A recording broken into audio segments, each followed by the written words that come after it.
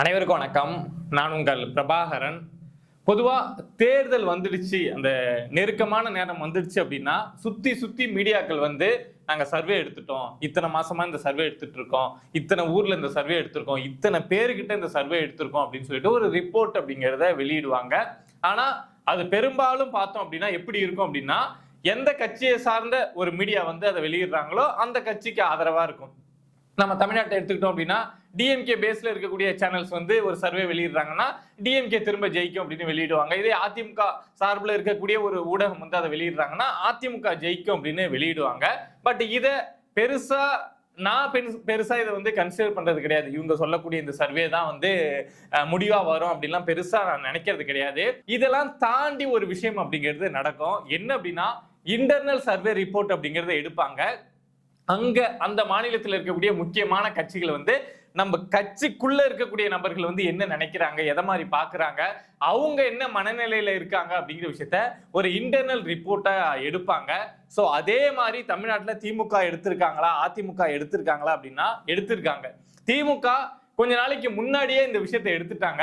ஏன்னா ரூலிங் கவர்மெண்டா இருக்காங்கல்ல. சோ நம்மளை பத்தி நம்ம கேடர்ஸ் என்ன நினைக்கிறாங்க, யாருக்கு அங்க இருக்கக்கூடியவங்க ஓட்டு போடுவாங்கன்னு அவங்க சொல்றாங்க அப்படின்னு சொல்லிட்டு திமுக ரொம்ப வேகமா அந்த ரிப்போர்ட் அப்படிங்கறத எடுத்தாங்க. எடுத்தப்போ திமுகவுக்கு வந்த ஷாக் என்ன அப்படின்னா, இங்க ஆளும் கட்சிக்கு எதிராக அதிருப்தி அப்படிங்கிறது மக்கள் கிட்ட ரொம்ப நிறைய இருக்கு.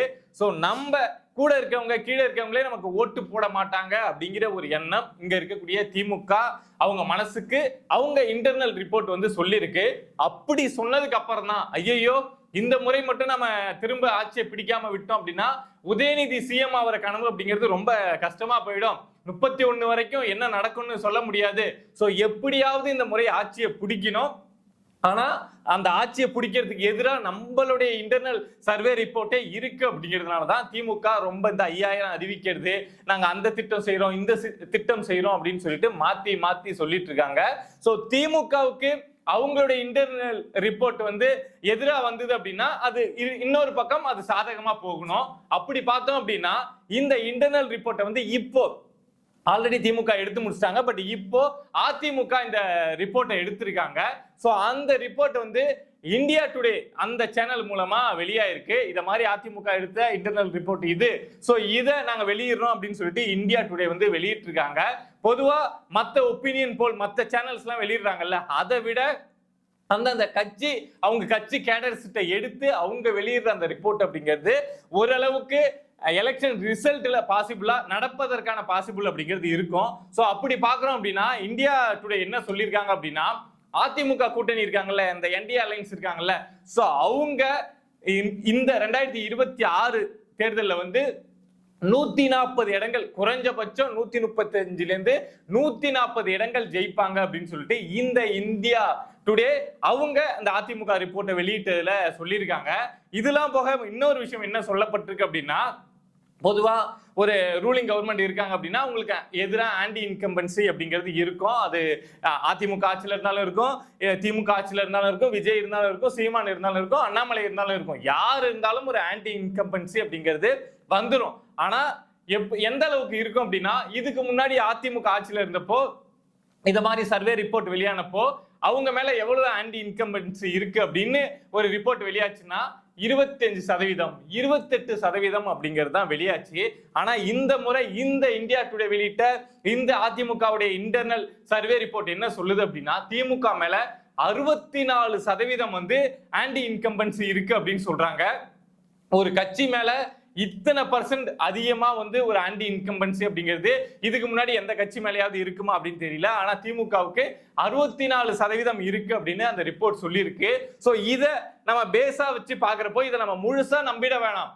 ஏன்னா அதிமுக அவங்களுடைய இன்டர்னல் ரிப்போர்ட் அப்படிங்கிறதுனால உங்களுக்கு சாதகமா விட்டுருக்கலாம், என்ன வேணாலும் நம்ம எடுத்துக்கலாம். ஆனா கடந்த காலங்களில் நம்ம இத மாதிரி விஷயங்களை இவங்களுக்கு ஃபேவரா பேசுறாங்களா இவங்களுக்கு ஃபேவரா பேசுறாங்களா அப்படிங்கறத எதை வச்சு முடிவு பண்ணுவோம், கடந்த காலங்களில் எப்படி நடந்திருக்கு அப்படின்னு அதை வச்சுதான் முடிவு பண்ணுவோம். சோ அப்படி பாக்குறப்போ 2021லயும் சரி 16, 11 நீங்க எந்த காலகட்டத்தில் எடுத்து பார்த்தாலுமே ஒரு கட்சியோட இன்டர்னல் ரிப்போர்ட் அப்படிங்கிறது அந்த ரிசல்ட்டை ஒட்டி தான் இருக்கும். ஏன்னா அந்த கேடர்ஸுக்கு தெரியும், அந்த கேடர்ஸ் நம்ம கட்சி ஜெயிக்கும் அப்படிங்கிற அந்த மனநிலையில இருந்தா மட்டும்தான் கிரவுண்ட்ல வேலையே செய்வான். இல்லப்பா நம்ம கட்சி இந்த முறை ஜெயிக்காது, நிறைய தப்பு செஞ்சிச்சு, நிறைய கெட்ட பேர் வந்துடுச்சு அப்படின்னு சொல்லிட்டு அந்த கட்சியில இருக்கக்கூடிய தொண்டர்கள் நினைச்சாங்க அப்படின்னா அதுக்கப்புறம் அவங்களே வேலை செய்ய மாட்டாங்க, டயர்ட் ஆயிடுவாங்க. அவங்க டயர்ட் ஆயிட்டாங்க அப்படின்னா அதுக்கப்புறம் யாரு பூத்துல வேலை செய்யறது, யாரு எடுத்துட்டு போய் ஓட்டு போட வைக்கிறது அப்படின்னு நிறைய பிரச்சனை வரும்ல. இவங்க என்னதான் வெளியில நாங்க கூட்டணி அமைச்சிட்டோம், அது பண்ணிட்டோம், இது பண்ணிட்டோம் அப்படின்னு என்னதான் ஒரு பிரம்மாண்டத்தை காமிச்சாலுமே யதார்த்தம் என்ன அப்படின்னா அந்த பூத்துல இருக்கக்கூடிய, அந்த வார்டுல இருக்கக்கூடிய, அந்த ஊர்ல இருக்கக்கூடிய, அந்த ஒன்றியத்துல இருக்கக்கூடிய ஒவ்வொரு கட்சி தொண்டர்களும் வேலை செய்யணும்.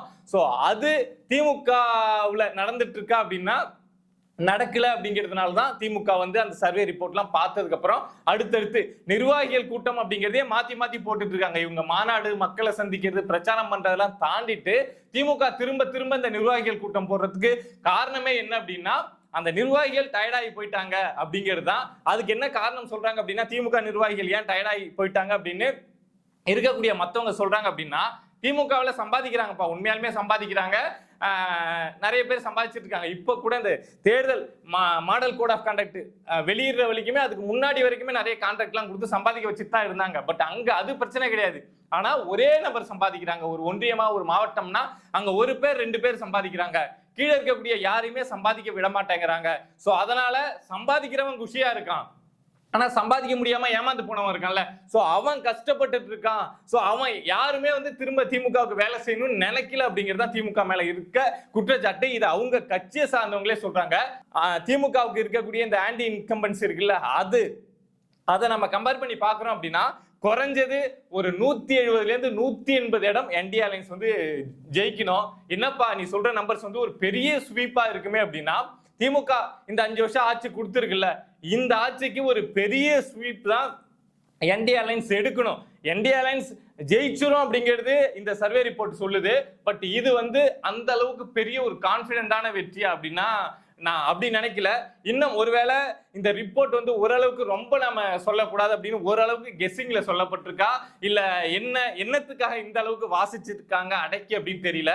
பட் நாம பொதுவா பாக்குறப்போ விசாரிக்கிறப்போ கிடைக்கக்கூடிய தகவல் என்ன அப்படின்னா இதை விட பெரிய மார்ஜின் என்டிஏ அலைன்ஸுக்கு கிடைக்கும், அதிமுக கூட்டணி இதை விட பெரிய மார்ஜின்ல ஜெயிக்கும் அப்படின்னு சொல்றாங்க.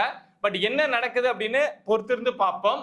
ஆனா மத்த நம்ம ஒப்பீனியன் போல் பாக்குறதை விட ஒரு கட்சி சார்ந்த ஒரு இன்டர்னல் சர்வே ரிப்போர்ட் வெளியாகுது அப்படின்னா அது எலெக்ஷன் முடிவுகள்ல எதிரொலிப்பதற்கான வாய்ப்பு அப்படிங்கிறது அதிகம். பட் என்ன நடக்குது அப்படிங்கிறத பொறுத்திருந்து பார்ப்போம். இந்த இந்தியா டுடே வெளியிட்ட இந்த தகவல் அதிமுகவுக்கு சாதகமா போய் முடியுதா, இல்ல வெறும் தகவலாவே நின்றுடுதா, இல்ல இந்த தகவல்லாம் தெரிஞ்சுக்கிட்டு திமுக இதை ஓவர் கம் பண்றதுக்கு ஏதாவது பண்றாங்களா அப்படிங்கிற விஷயத்தெல்லாம் பொறுத்திருந்து பார்ப்போம். இதை மாதிரி நம்மளை சுத்தி நடக்கக்கூடிய விஷயங்களை நீங்க தெரிஞ்சுக்கணும் அப்படின்னு நினைச்சீங்கன்னா மறக்காம பிரபா டாக்ஸ் சேனலை சப்ஸ்கிரைப் பண்ணி சப்போர்ட் பண்ணுங்க.